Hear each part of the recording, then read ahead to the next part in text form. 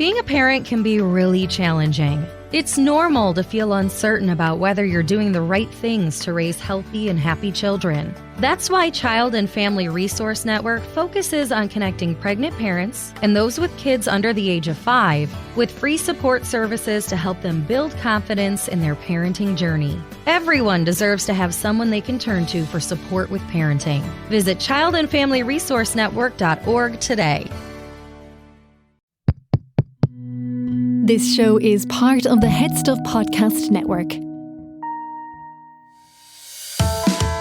Hi, I'm Gearóid. And I'm Niamh, and you're listening to Agony Rants.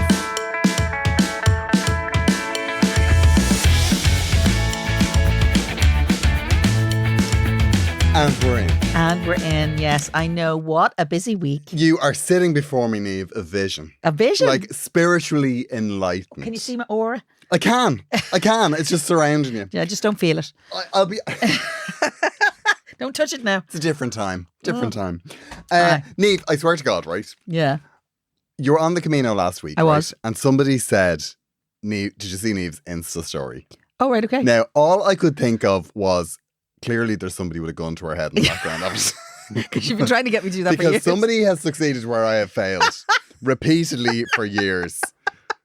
I know. The spiritual awakening of the Camino walk led you to Insta stories. Who knew? And now I'm obsessed. I'm not going to lie. I am obsessed. And I'm actually going in to check to see how many people are actually looking at me. I haven't been that vain in such a long time. I'm so keen. I forget about the instant gratification. I don't know. Of social media. She's there now. You're going to be a Mavin now. Oh, she's literally weeks away from selling cryptocurrency. Oh, wow. That's what she's going to be doing. I recognised all the words in that sentence, but I'm not 100% sure I understood what that meant. We're getting there, Niamh. I'm so proud. Thanks, I'm darling. so proud. I feel like, oh my God, this is a real step. Not just for you, but for the country.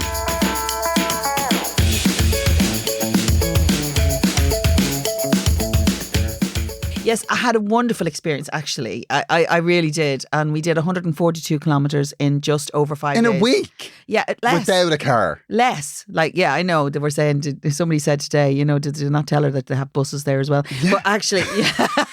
That's not the point. And the funny part is we bring our bags, so we look crazy. Did you feel spiritually awakened like you're supposed to? Or did you just feel, tired? Okay. You do feel tired. I'm not going to lie. That's the thing I don't like about being spiritually awakened, right? It's not always tiring. It's very close to tired or sick. These you have people, to go through something to get there. Yeah, exactly. Like these people that go out to the desert to do ayahuasca. I know. And it's like we were vomiting 3 days and then I saw my soul and I was like, do you know what? I think I'm all right with not seeing my soul. I'm actually grand. Did your soul I'm look fine. like the entrails of what? What is yeah, it? I'm like, no, I'm actually, it's grand. I don't need to see my soul. What I love I'm happy. I know, yeah. I wouldn't want to see your soul either. If that's how you define it's it. Like tarry. I have a feeling there would be a lot of awakening needed to be done to get your spirit out. You never sleep again. No, actually, we did about 142 kilometres a day, such a long time. And I thought this time we had done it right and we weren't going to do more than 23 kilometres a day, which is still a lot. And then one day something went awry. And it was 29 kilometres when we were finishing. And I'm not going to lie, the last 5 kilometres I was, shall we say, tetchy. Were you a bit of a cow? I was a bit of a cow. Oh, I was like, just let me get through this last bit. Don't even look at me. Don't patronise me. Don't tell me I'm doing well. Don't do anything to lift my spirits. So when you get like that, are you... are you just literally don't look at me. Don't talk to me, nothing? Don't look at no me. communication, or do you need to let it out and kick a tree? No, I don't need to let it out. I need to finish it. I need to finish it because I know it has to happen. And so I get through that. So the head goes down and just don't even look at me. Certainly do not tell me I'm doing well. There'll be a row. Oh, right. Okay. Right? You understand me? I just don't do that because that to me, even if you don't mean it, it feels patronising. And people never do. No. If you're tetchy and someone tells you they're doing well, that just means they're afraid of you. Move on. Yeah.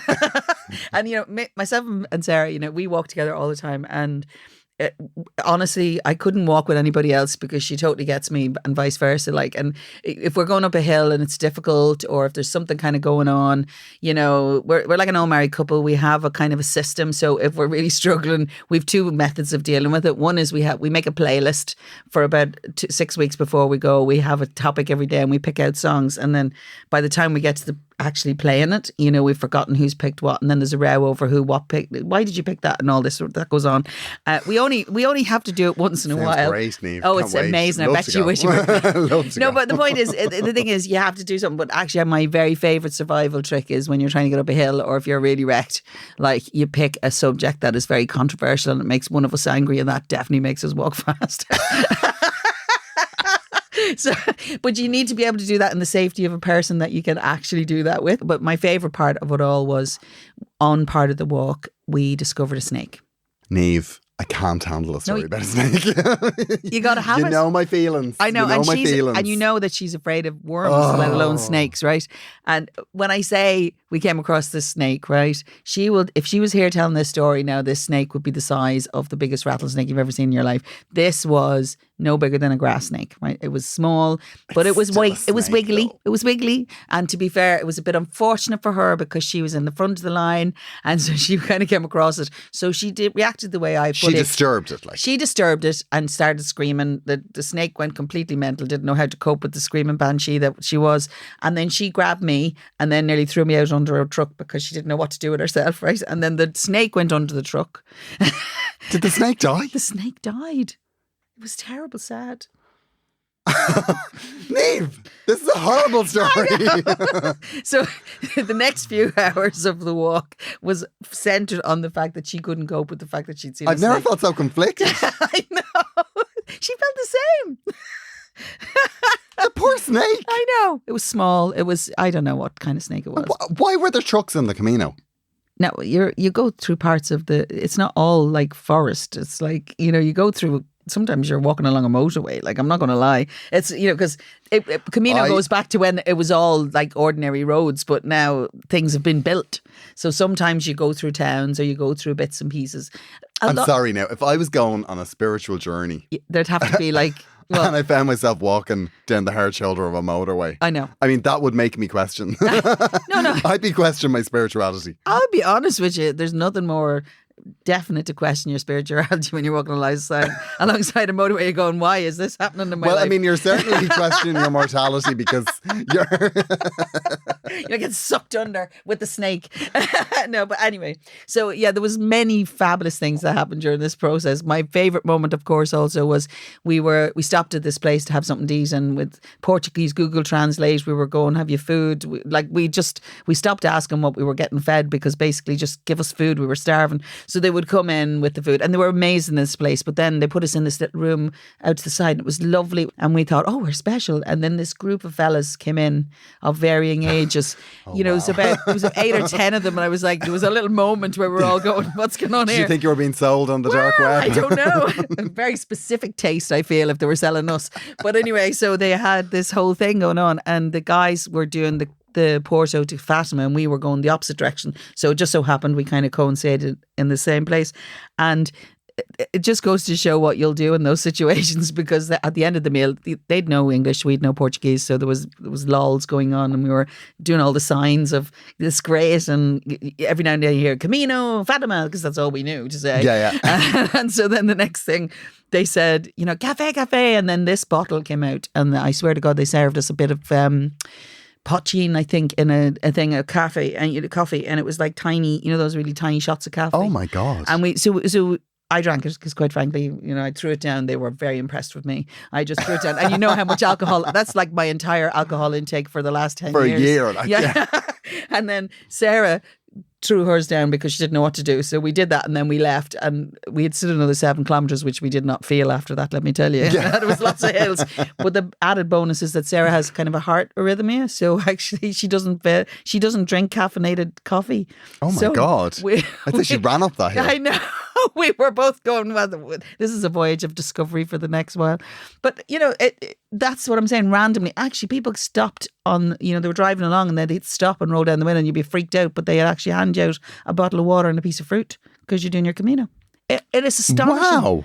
I know. I was changing my socks at one point. We were sitting at this bus stop with two elflas, and we were just, changing our socks because that's a good thing to do every now and then when you're walking a lot. And I'm sitting, and we were just chatting and whatever. And this wee woman came out of a house with two little buns and a little tub of like mango juice or something. And she left, and she had no English, and we'd no Portuguese other than obrigada. So nice. It was really lovely, and we kept, she was blessing herself all the way and smiling at us. You see, why couldn't you leave with that story instead of like a snake getting mangled by a truck?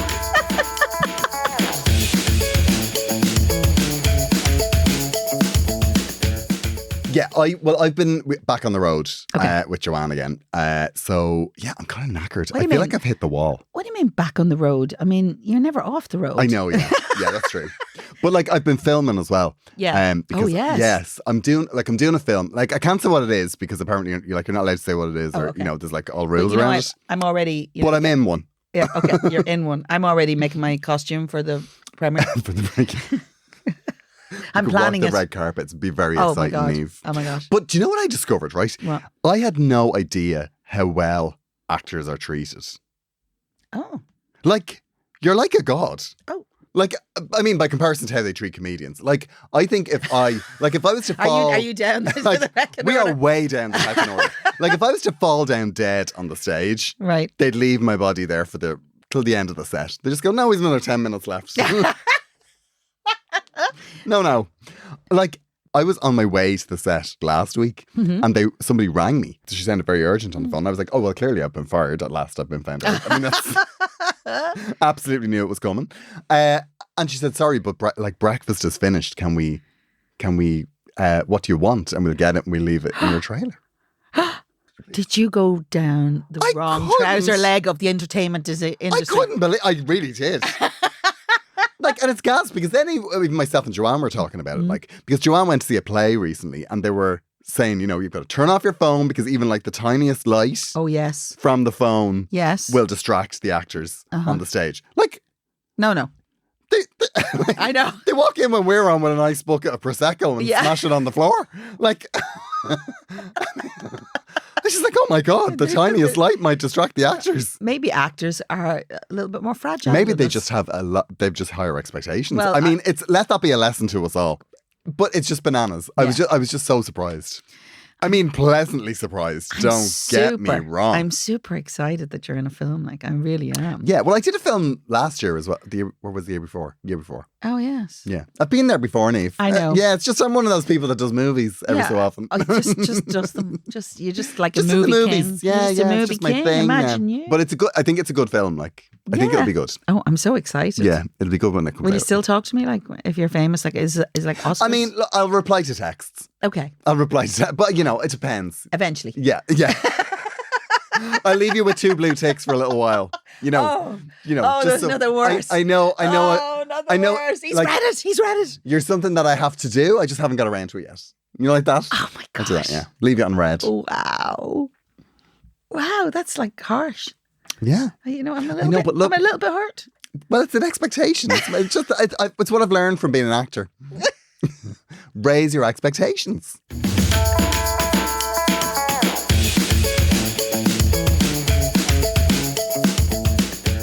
So this episode, right? Okay, this episode's a bit different. Yes. Because what we've realised is that we've been doing like a topic each week for ages. Yeah. And we've been kind of amassing all of these replies for people that have heard the episode after it's gone out. And they write in with all these stories and we have a load of them. So we thought what we do is we do an episode like to follow up. Yeah. Just to kind of clear up all of the Eurovision stuff as well.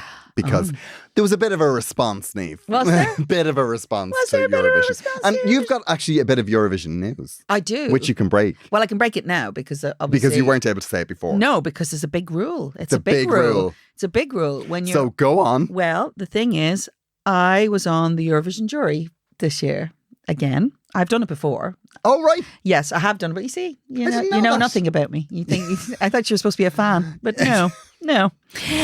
So anyway, yes, I've been on the jury twice before, actually. But this year was my because there's a rule you can't be on it every 4 years. Oh, right. Okay. So, and that's fair enough, and nobody, you don't know until you arrive who's on the jury with you, who else, and you can't talk about it, and you can't talk about, on social media, you can't talk about countries. I mean, obviously you can talk about your own because obviously you're not voting for them, but, I suppose it's so that people don't come and offer you loads of money, like to vote for their country, which is a bit of a shame. Like it would have, I'm not saying I'm corruptible, but, But it's an exciting thing to do. It's like it's another aspect of Eurovision, because I've done nearly everything that you can do with Eurovision except presenting. Although I suppose I presented the votes one year, so that technically kind of counts. Oh, that's right. I remember you did that. I know. 2 days of rehearsal for like 1 second of whatever it was. It was like I had to get all dolled up 4 times to do that. Like over 2 days was the weirdest thing. And it's very serious. You have to bring your passport and all. It's all very serious. Ooh. I know. I don't have a special Eurovision passport. I'm talking about my actual passport. Do you not just walk through? Do they not, like if you're in Europe, do they not just wave you through? Surely? No. No? Does that not come up being a Eurovision winner? No. Actually, on the night of my Eurovision in 1993, the green room was in a slightly separate section and away from the scum. Away. And you had to have a certain accreditation to go into the green room. And obviously, before I went on stage, I went to do, the way you go to the toilet just to be sure. Of course, yeah. You know that one? One last empty. Yeah, just in case. Yeah. Yeah, because I'm going to be a whole 3 minutes on that stage. What will happen? Like in those 3 minutes, that's not what you want to be remembered for. So anyway, I went, and obviously I didn't have my accreditation on. I was in my full gear, like hair and all. But they couldn't let me back into the green room until somebody went and got my accreditation. And they were mortified because obviously they knew who I was. But if they let me in, they were in trouble. Yeah. Wow. I know. Well, what we're going to do is we are going to have a bonus episode about this. Yeah. So we're going to talk to you about the Eurovision, being on the Eurovision jury. And we're also going to talk to you about, it's a bit from an episode that we recorded a while ago that we said we keep for Eurovision. Yeah. Where you talk about there's this whole thing around In Your Eyes and Idina Menzel. Yeah. So that's recorded. We have it done. If you're listening to this, you can get it right now. Yeah. If you are a subscriber on Headstuff Plus. So if you want to give us get money. Yeah. So if you want to support the show for €5 a month, you'll get this episode immediately. Or it'll be released in maybe a week or two. Yeah. To everyone else. Because we do think that if you are listening to Agony Rants, it is something you should have. Well, definitely. Eurovision, like, let's be honest. It's kind of always underlying. It's part of the DNA of the show. It is. Eventually, it'll just be about Gearóid and his film career, but now it's about Eurovision. And for the moment, though, it's Eurovision. As long as I can hold on to that, I will. Okay, so what else are we following up today? So what we're following up, like one of the episodes that we did a while ago, it was about about nuisance neighbours. Oh yeah, do you remember that was? I mean, there was a lot of rage there. There was a lot of rage coming through. Yeah. And we got a follow up from. Okay, let's not say her name is written in brackets. So we got a follow up. Okay, on one of them, and I'll put a note down that I have to put a little beep in there. Okay. She says, my old neighbour, a lady in her 60s, living on her own, who I barely knew, knocked on the door to tell us she was moving out. Right? So Caroline didn't know this woman. She came into the house for about 2 to 3 minutes, and when she realised we had a spare room, asked if she could stay with us for 3 nights while the removalists got rid of all her stuff. Totally put me on the spot. I couldn't come up with an excuse quick enough. I had a newborn at the time and I was utterly exhausted. So she went straight into her house, got her bags, and was then suddenly living in my house for the next 3 days, just sitting on my couch. No. This all happened in the space of about 20 minutes and it was the most fucked up thing ever. Oh my God. I have to say, I admire that old lady. She, like, that's a go-getter. There's an old lady that gets stuff done. She knows. Like, do you know, there's a couple of things I love about it, right? First, she knocked on the door to say goodbye.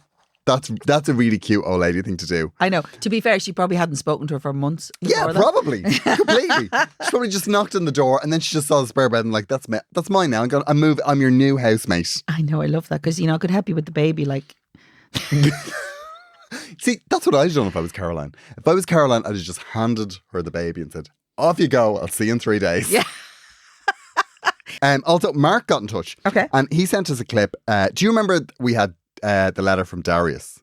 Oh, yes. It was a couple of weeks ago. And it was an episode where Darius was telling us that he had moved back to his hometown. And his parents were dropping in all the time. Yeah. Well, Darius had... Mark got in touch and he had a tip for Darius, right? Top tip. He said, simply pop your coat on before answering the front door. And if it's someone you don't want to see, you can say that you're on your way out. And in the unlikely event it is somebody that you do want to see, you can simply say you've just arrived home. I love the fact it said, in the unlikely event that it's somebody you do want to see.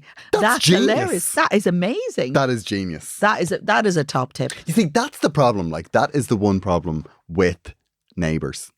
What? Do you know what I mean? Oh. Is that it's them having access to you whenever you want. Like, you don't get to, like, because the problem is, right, we all have mobile phones now. Yes, right? we do. So we're used to, no matter what is going to happen in our day, Yeah. we'll get a text about it. Nobody surprises anyone anymore. They don't. You and I have very different lives. People No, just but arrive no, in my like, life. Do people just knock on your door? Oh, yeah. We had 2 Jehovah's last week. No, people don't knock on our door because we don't had a have Jehovah's. Do you know what? we don't have a doorbell or we don't have a knocker. I'm ignored by the Jehovah's Witnesses. Just take your doorbell off. Nobody will knock then. Like, if you have a visitor, you've got a text to say that visitor's coming. Generally speaking, yeah. I think, though, I never do there's that. 2 types of people, right? Yeah. There's people that get phone calls and there's people that get texts. Oh yeah, well, And if you're somebody that gets texts, you don't get phone calls. Like, if you're somebody that gets texts, Yeah. one of the most violent things that can happen to you is somebody ring you I know, without freaks sending you a out. text before you're I going know. that they're going to ring. It's literally one of the worst things that can Why happen are you to ringing me? Yes, it's what are you doing? This Why? is not our It's relationship. not where we are. You're like a little Tamagotchi friend that I just like feed the beast every so often. That's Feed what happens. the bees. I love that Tamagotchi friend. So Lily wrote to us, right? Lily wrote to us, Yeah. and she had just started listening to us, and she said, I've just heard your episode on mortifying moments, and I laughed so much. Oh, yeah. I have never written into a podcast before, but I thought I would share this. Thank you, Lily. Yes. This is We a thank doozy. you. We thank you. A couple of years ago, I was having a turbulent times with my boyfriend at the time, and we were in the pub and it was getting very heated. Oh, well. I told him I was better than him and that I didn't need to sit there and listen to his rubbish. Oh, she's your kind of girl. Absolutely. Lily. Also a public row. I know. You love I it. like a girl that has a public row. Well done. So I stood up to leave and told him that I was too good for him and that there was plenty of men that would be delighted to have me in their lives. I swung around to leave and tripped over a guide dog.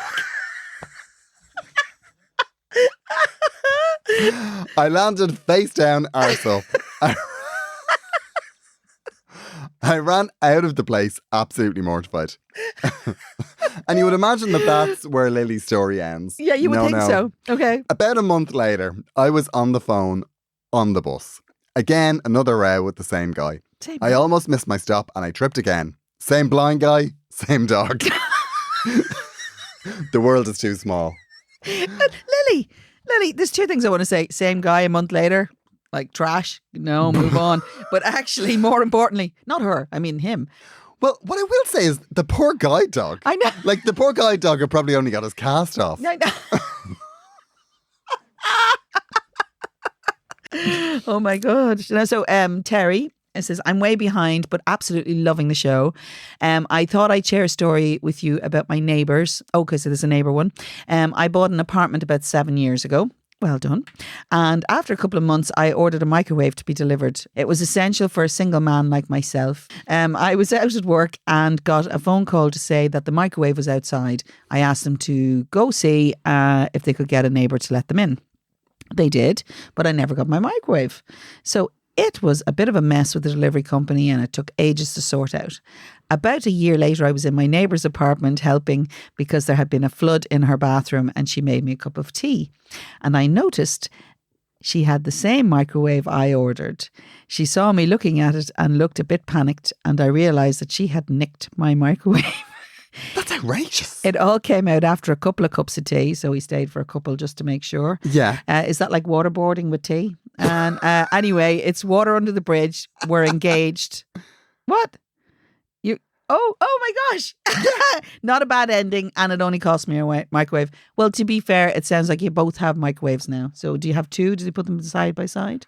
I'm astonished at this for a number of reasons. Okay, go on. Come on. Firstly, that a neighbour would rob somebody's microwave.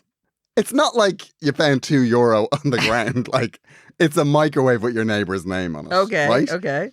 Secondly, Yeah. he finds out she robbed the microwave and suddenly realises she's the one. But they did have a couple of cups of tea now, Gearóid. It's like, I'm sorry, you robbed from me. I'm going to call the guards and I'm going to take my microwave. Okay. Wow. And thirdly, a straight man listens to this podcast. Actually, there's quite a lot of people who listen to this. You'd be surprised who talks to me about it. A straight man? Oh, yeah. I mean, obviously, Terry, like, nobody frighten him. Don't make any sudden moves. Demographic to our advertisers. It's very important that we say he's here. Welcome, Terry.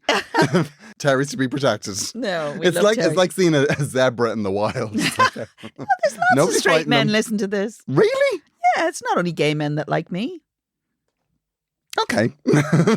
Because essentially it's still Eurovision week, we did get a couple of more follow-ups from Eurovision. Right. So Dee Tobin says, dish the dirt on the Eurovision green rooms you were in. One of them she wasn't allowed into. Yeah, that was a bit of a moment.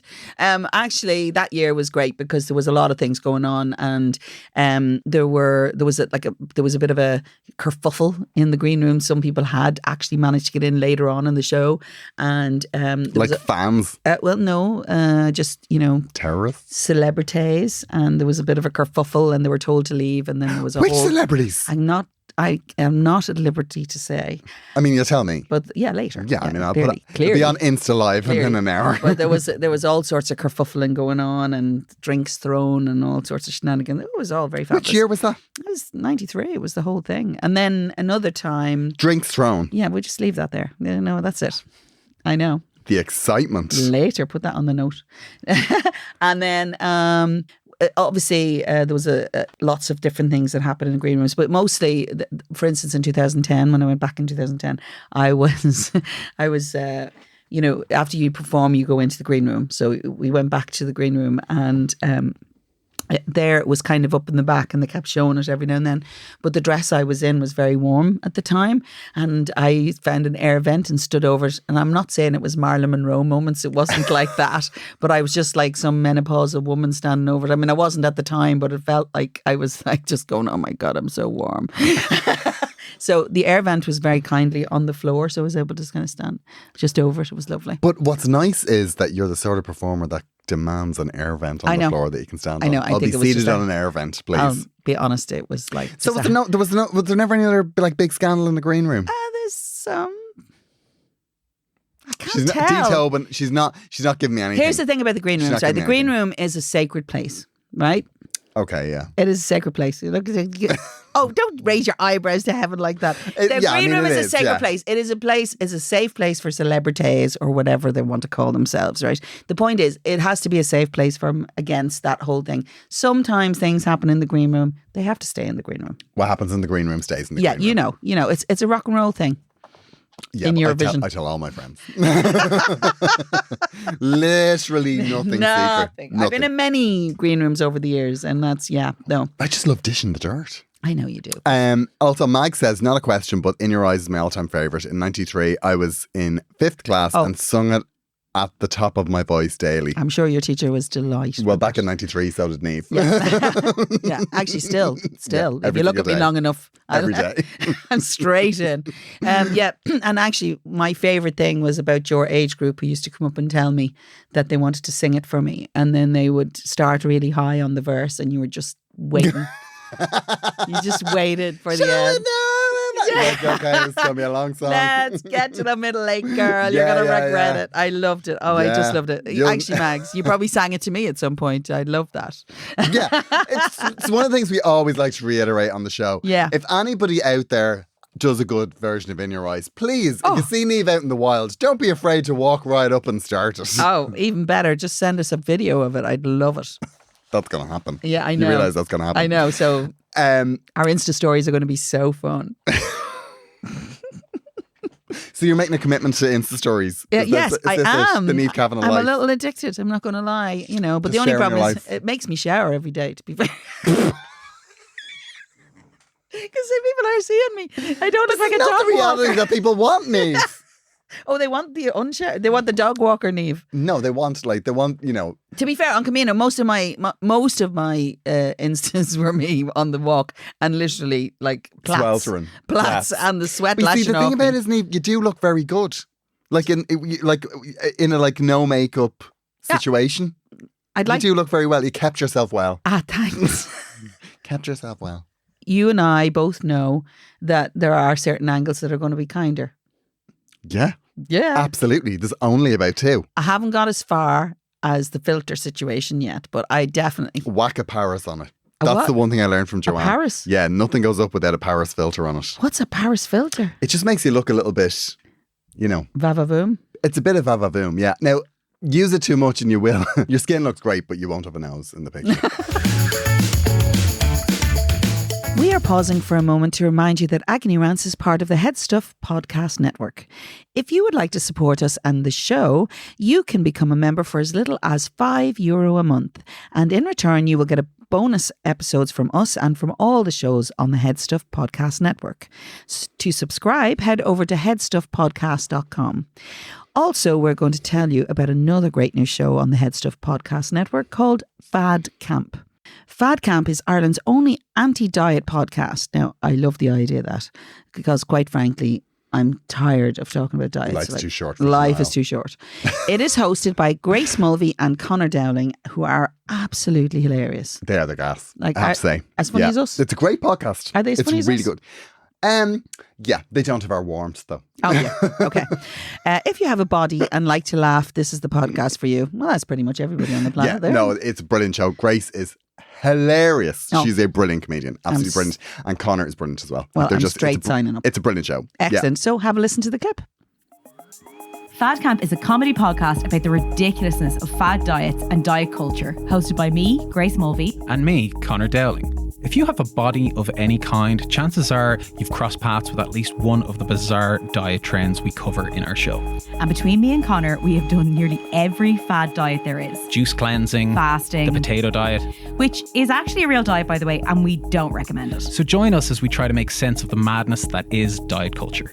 Find Fad Camp everywhere you get your podcasts and make sure to follow us on Instagram and Twitter at Fad Camp Podcast.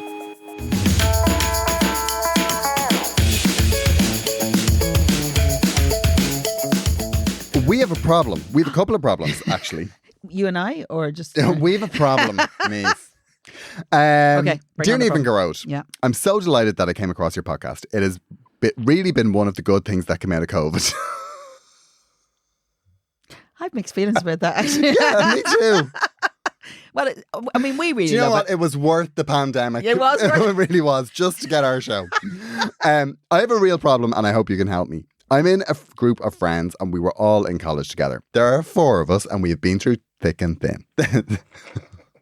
Thick and Thin is the name of the rugby team. We are all in our late 20s and the past couple of years has been tough as obviously we were all locked up and we are all single. Anyway, we always had a couple of nights out a month. One where we'd go to someone's house midweek and one where we'd hit the town. This has come back, but one of our friends is very stressed out about it. She works from home and just hasn't come back the same way we have. All right. She has come to the nights in the house, but always wears a mask. She is really nervous. She is young, not high risk, and me and the girls don't know what to do. We are, of course, respectful, but not wearing masks in our own houses. What do? We don't want to upset her, and we just want our old friend back. What do you think we should do? All the best, Tina. Now, Tina, I don't think you're unique here. I think there's a lot of this going on. There is a lot of this going on. Everybody Yeah. has different comfort We've all levels come back here. at different levels. Yeah, no, definitely. I mean, I don't know about you, girl, but I was still out during the pandemic, as in I was working in different places and doing other things. And so I found it less stressful coming out, but I still reach for the mask now if I go into places. Yeah. And I think it is a comfort thing, isn't it? And it's really tough. Like, it's really tough, especially a lot of people who maybe already were quite happy with their own company because they had to be on their own quite a bit during COVID. They probably are finding it difficult coming back out. I mean, it is difficult. I mean, well, they always said that it was going to be much harder doing it coming back out than it was going back in. Yeah. No, yeah. I really feel for her because she's probably feeling it more than you think. And Totally. I love the fact that you respect her, but the thing is, you don't have to wear your own masks in your house if you don't need to. No. I mean, that's fair enough. That's a personal choice now. But you Yeah. should also respect her.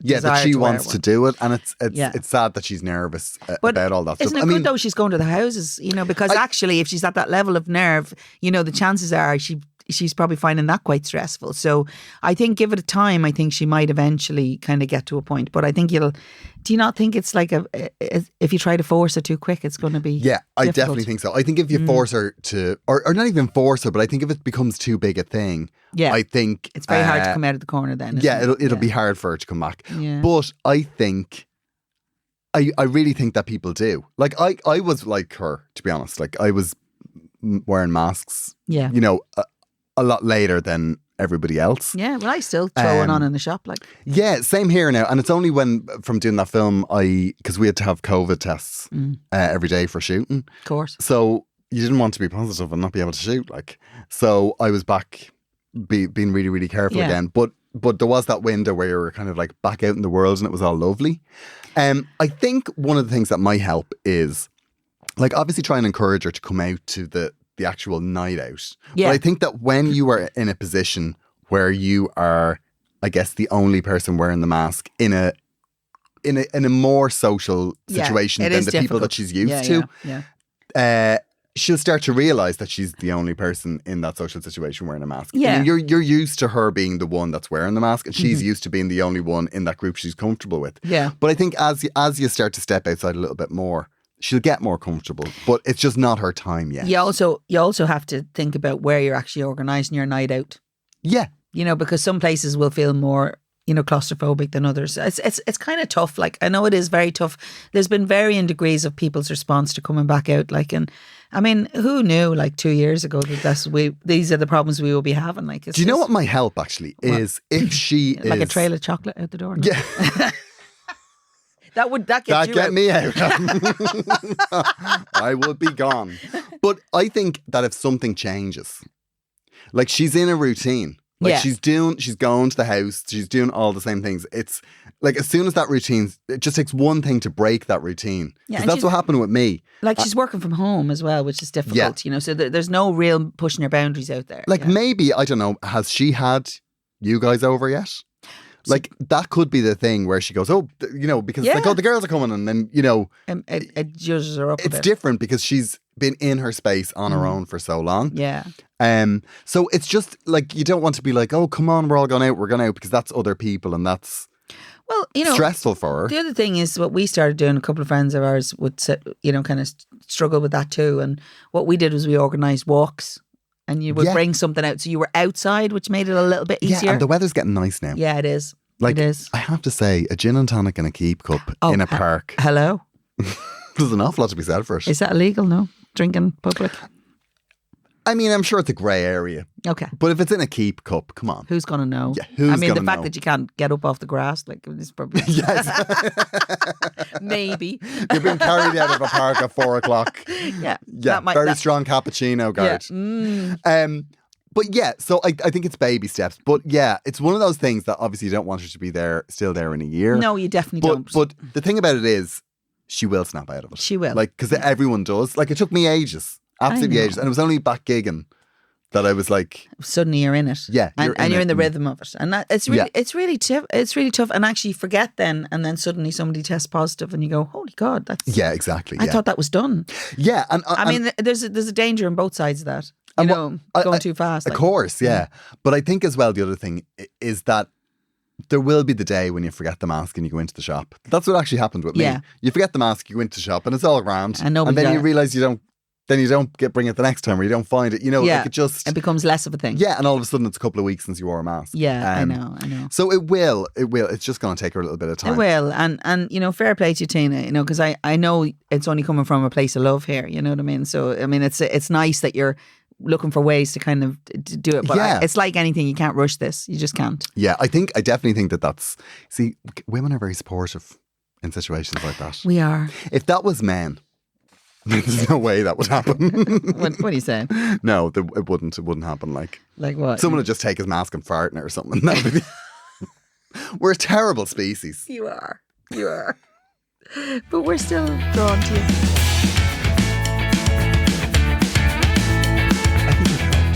It definitely feels that way.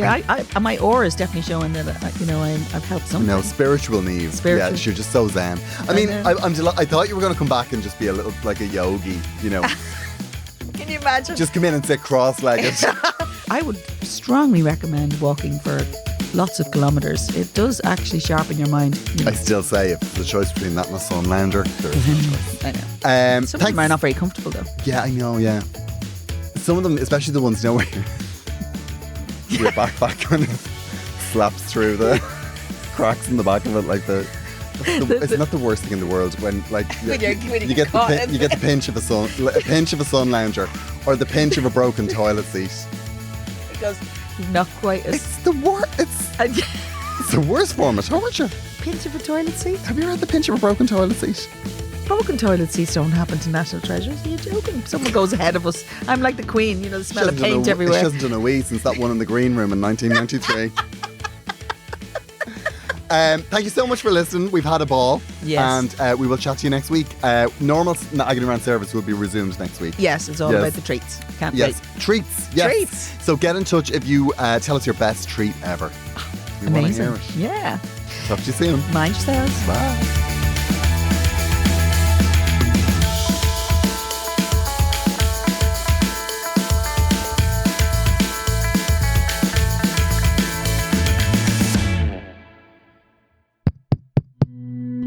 This show is part of the Head Stuff Podcast Network, a hub for the creative and the curious. Shows are produced in association with Head Stuff and the Podcast Studios Dublin. Find out more or become a member at headstuffpodcasts.com. Being a parent can be really challenging. It's normal to feel uncertain about whether you're doing the right things to raise healthy and happy children. That's why Child and Family Resource Network focuses on connecting pregnant parents and those with kids under the age of 5 with free support services to help them build confidence in their parenting journey. Everyone deserves to have someone they can turn to for support with parenting. Visit childandfamilyresourcenetwork.org today. Being a parent can be really challenging. Child and Family Resource Network focuses on connecting pregnant parents and those with kids under the age of 5 with free support services to help them on their parenting journey. Everyone deserves someone they can turn to for help with parenting. Visit childandfamilyresourcenetwork.org today.